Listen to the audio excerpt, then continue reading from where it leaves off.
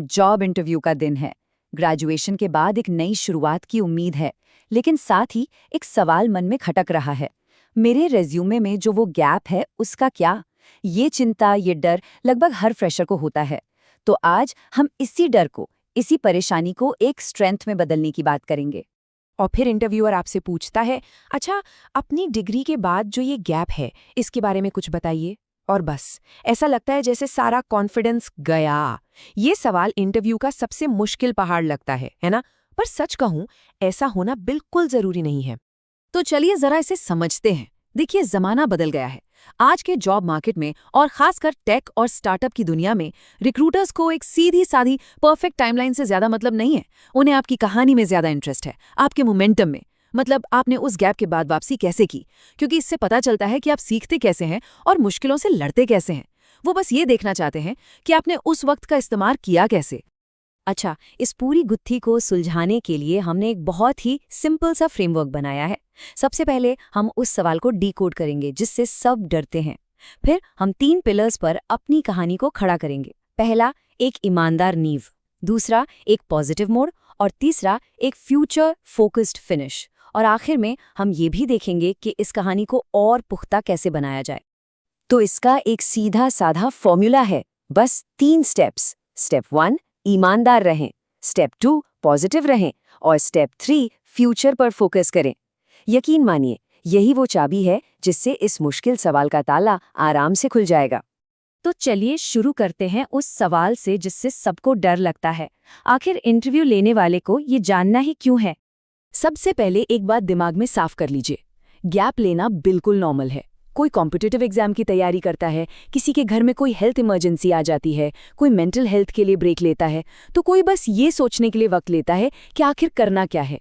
और इसमें कुछ भी बिल्कुल भी गलत नहीं है। तो फिर वो पूछते क्यों हैं?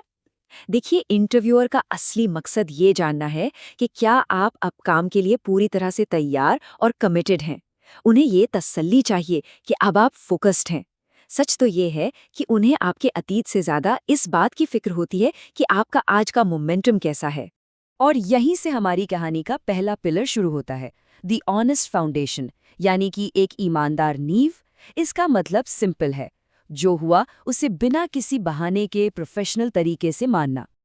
लेकिन एक मिनट, ईमानदारी का मतलब ये नहीं कि हम अपनी सारी पर्सनल कहानी सुनाने लगें। कुछ गलतियां हैं जो लोग अक्सर करते हैं और हमें उनसे बचना है। जैसे बहुत ज्यादा पर्सनल ड्रामा में घुस जाना, या फिर एग्जाम में फेल होने पर कड़वाहट दिखाना। कुछ लोग तो गैप को रिज्यूमे में दिखाते ही नहीं। और सबसे बड़ी गलती, उस गैप में जो किया उसे इस जॉब से कनेक्ट ही नहीं कर पाना। और ये हमें हमारे दूसरे और शायद सबसे जरूरी पिलर पर ले आता है, द पॉजिटिव पिवट, यानी वो जादू जिससे एक देरी, एक डिले, ग्रोथ और सीखने की कहानी में बदल जाती है। अब यहाँ फर्क देखिए कितना बड़ा है। एक कमजोर जवाब कैसा होता है, मैं एग्जाम की तैयारी कर रहा था पर हुआ नहीं, सॉरी। इसके बजाय एक मजबूत जवाब सुनिए, मैंने अपना पूरा समय गेट की तैयारी को दिया जिससे मेरी सब्जेक्ट नॉलेज बहुत गहरी हो गई। इसके बाद मैंने अपना फोकस डीएसए में प्रैक्टिकल प्रोजेक्ट्स पर शिफ्ट कर दिया।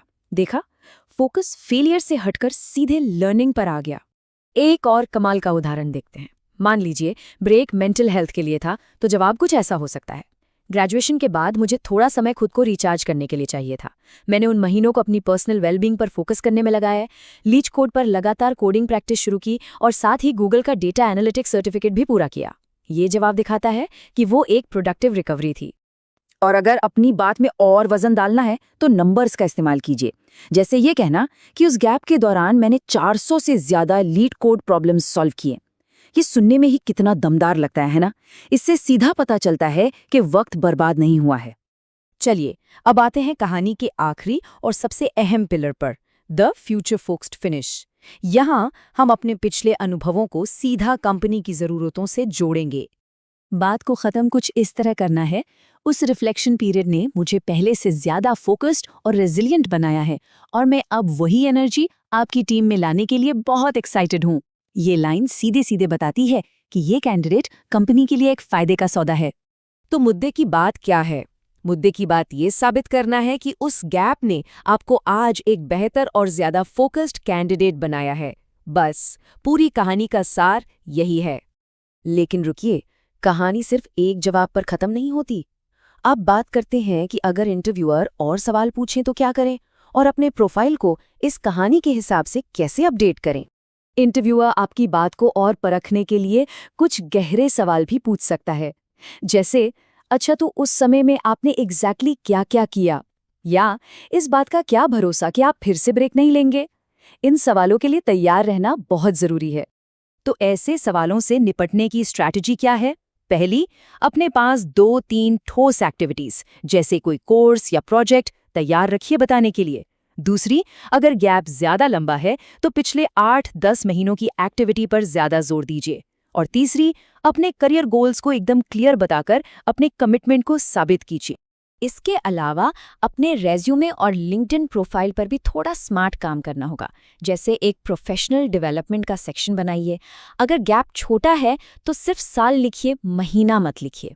और सबसे ज़रूरी, अपने स्किल्स और प्रोजेक्ट्स को रेज्यूमे में सबसे ऊपर सबसे पहले दिखाइए। आखिर में इस पूरी बात को एक मिसाल से समझते हैं।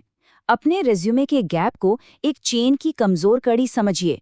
अगर आप इसे नज़रअंदाज करेंगे तो पूरी चेन टूट जाएगी, लेकिन अगर आप इसे नई स्किल से मजबूत कर देंगे तो ये कड़ी पहले से भी ज़्यादा ताकतवर बन जाएगी। तो एक बात हमेशा याद रखिए, आपका गैप कोई बोझ नहीं है।